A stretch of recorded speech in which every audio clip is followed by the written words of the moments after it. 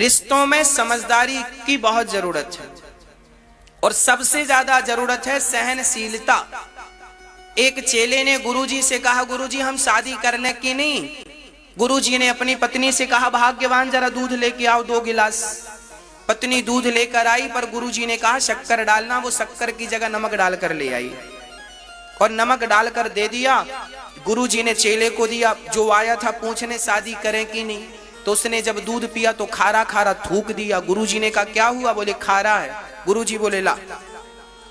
उसका दूध रख लिया, गुरुजी ने पी लिया।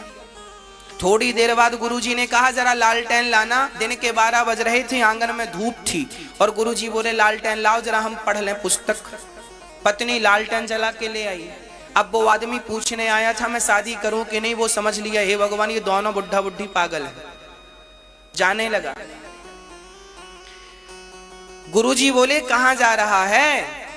अरे गुरुजी आए थे पूछने शादी करें कि नहीं, पर आप तो दोनों पागल हमें लग रहे हैं, हम जा रहे हैं किसी और से पूछेंगे। गुरुजी बोले बेटा हम पागल नहीं है, तेरे प्रश्न का उत्तर था ये। अरे इसमें कैसा उत्तर है? बोले बेटा देख, हमने पहले कहा पत्नी से 2 गिलास दूध लाना शक्कर डालकर, उसने नमक डालकर दे दिया। जब उसने गलती की तो हमने कुछ नहीं बोला और बाद में दिन के 12 बजे हमने लालटेन मांगा। ये लालटेन मांगने का समय था जब सूर्य का प्रकाश था, पर हमने लालटेन मांगा। उसने वो चाहती तो बोल देती अंधे हो क्या दिखाई नहीं पड़ रहा है, पर उसने बोला नहीं और लाकर दे दिया। गलती मैंने की तो उसने कोई जवाब नहीं दिया, गलती उसने की तो मैंने कोई जवाब नहीं दिया। बेटा जब तेरे अंदर सहनशीलता आ जाए तो शादी कर लेना और सहनशीलता ना आए तो शादी कभी ना करना, क्योंकि गृहस्थ जीवन में सहन तो करना ही पड़ता है। बिना सहन किए गृहस्थी चलती नहीं है। और अपनी बेटियों को समझा देना कि बेटा सहन तो करना पड़ेगा। बात बात में झोला उठा के माए का ना भाग के आया करो। और ये माताएं आजकल की बड़ी अलग प्रकार की हैं। आज जितने भारत में तलाक होते हैं उन तलाक में लड़की की मां 80% भूमिका निभाती है। आज जितनी लड़कियों के बहन बेटियों के घर बर्बाद होते हैं, तलाक की बात कर रहा हूं मैं, डिवोर्स की बात कर रहा हूं, इस डिवोर्स में लड़की की मां का हाथ 80% होता है। आप कहेंगे कैसे? ऐसे। पहली बात, लड़की जब झगड़ा करके मायके आई तो आपने, लड़की ने कहा ससुराल बहुत गंदी है, पति बुरा है, सास खराब है, ससुर बुरा है और ये सब। तो लड़की की माँ की जिम्मेदारी थी, लड़की के बाप की जिम्मेदारी थी, एक बार आप तो जाते ससुराल, आप तो मुआयना करते। हो सकता है आपकी बेटी झूठ बोल रही हो।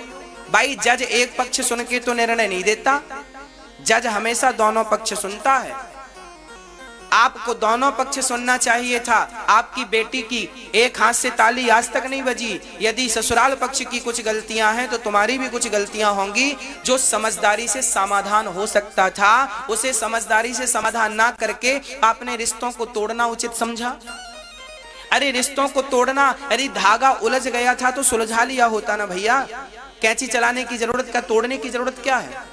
रही मन धागा प्रेम का मत तोड़ो चटिकाए, टूटे से फिर ना जुड़े, जुड़े तो गांठ पड़ जाए। ये ऋषि मुनियों की वाणियां हैं। इसलिए रिश्तों को, लड़की की माँ आपसे प्रार्थना है, लड़की कहे कि ससुराल बुरी है, एक बार दामाद से बात कर लो, अपनी समधन से बात कर लो। बहन जी क्या बात है, हमारी लड़की को क्या परेशानी है, बेटी को समझाओ, बेटी जा, थोड़ा बहुत तो सबके घर में तू तू मैं चलती है, थोड़ा तो सहन करना ही पड़ेगा बेटा। कोई बहुत बड़ा अपराध आपकी बेटी के साथ हो रहा है, कुछ गलत हो रहा है, तब माता पिता का बोलना जायज है। बेटी का सपोर्ट करना बुरा नहीं है, पर जब बेटी के साथ कुछ गलत व्यवहार हो रहा हो तब। अब छोटी छोटी बात में तुम लड़ो झगड़ो तो कहां काम बनेगा। बात बात पे ना घुसा करो, जज ना बना करो ज्यादा।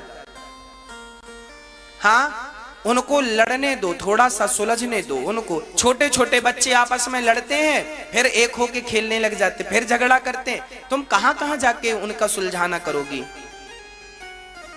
बहुत बड़ा केस हो, बड़ी बात हो, बड़ा मुद्दा हो, बेटी पर अत्याचार हो रहा हो, उसे कोई जबरदस्ती मार रहा हो, तो फिर आपका बोलना जायज है। पर छोटी छोटी तू तू मैं आप बोलेंगे, ये शोभा नहीं देता, इससे रिश्ते कमजोर हो जाते हैं। एक नई घटना आपको बोल रहा हूं। एक लड़का एक मेरे पास आया, एक माँ और बेटे आए, बोले महाराज जी मेरी पत्नी भाग गई। कहाँ भाग गई? बोले मायके चली गई, माँ के पास है। मैंने कहा क्यों चली गई? बोले वो कहा करती थी हमें जरा ज्यादा घुमाओ, होटल में जाके खिलाओ, और हम इतने बड़े आदमी नहीं है कि होटल में रोज रोज खवाएं, तो भाग गई। और माँ ने कागज भिजवा दिए, तलाक दो बेटी को, तुम होटल में खिलाते नहीं हो। अब लो कैसी माँ होगी वो, भाग्यवान राम जाने, जो बेटी का इस सपोर्ट में पक्ष बेटी का सपोर्ट कर रही है कि बेटी को दामाद होटलों में खिला नहीं रहा है।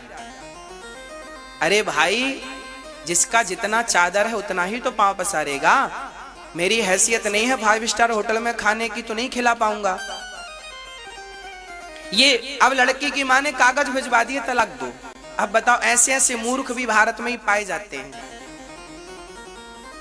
ऐसी ऐसी माओं से मैं प्रार्थना करता हूं कि आप अपनी बेटियों के पांव में कुल्हाड़ी ना मारें।